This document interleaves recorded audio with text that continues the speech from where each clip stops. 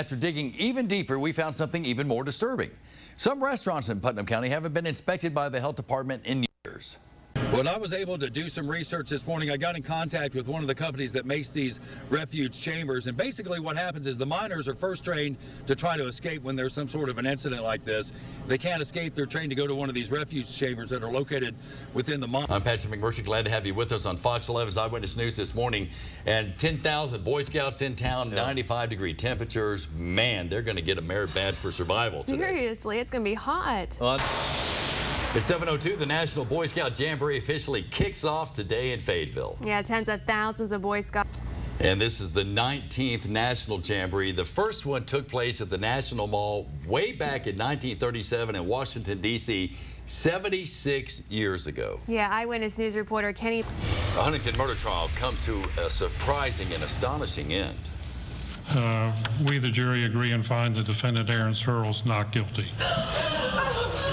That verdict came 6 hours after the jury began deliberations in the death of Larry Keaton. Aaron Searles shot and killed Keaton outside a Huntington bar last year. Now, he claims he shot Keaton in self-defense after a fight, and the jury believed him. We talked to the mothers of both Keaton and Searles. Searles still has a pending charge of wanton endangerment for an unrelated crime. He'll be released to home confinement this morning. Now, an interesting twist in this case.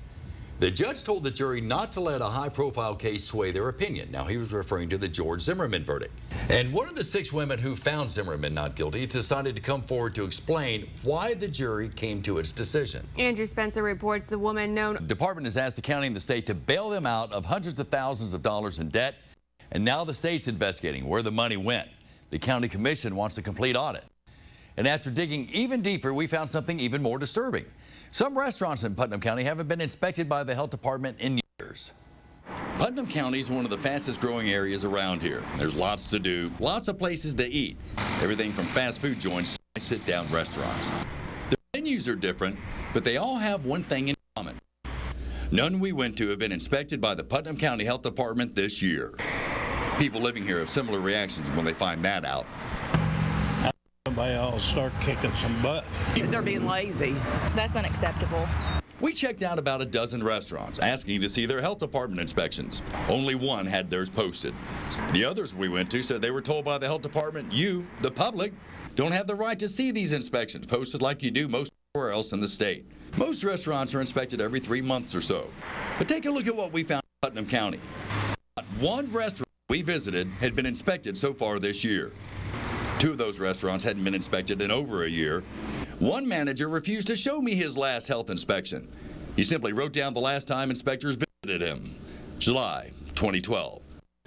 In the worst case, we found one very popular restaurant that hadn't been inspected in over 2.5 years. County Commissioner Joe Haynes sits on the Putnam County Board of Health. Joe, what would you say if I told you that some of these restaurants here have not had inspections in more than 2 years? I would be very surprised. Would you be outraged? Yes. The Putnam County Health Department has some mighty fine office space in the most expensive office building in Putnam County, but they just had to ask for hundreds of thousands of dollars to cover past bills, and they're not providing some basic services, and they won't tell us why. We went in person, we called, no answer, no response. But there are plenty of responses from the people footing the bill for the public health department.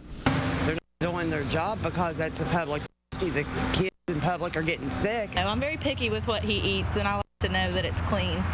But without regular health inspections, with reports where you can see the violations for yourself, nobody knows what's clean and what's not in Putnam County restaurants. I didn't name the restaurants involved in this story because it's not their fault they haven't been inspected. We didn't want to single them out. Commissioner Haynes promised to find out why the health department inspectors are not visiting restaurants there on a regular schedule. And we'll keep up to date on this, and we'll let you know what we find out.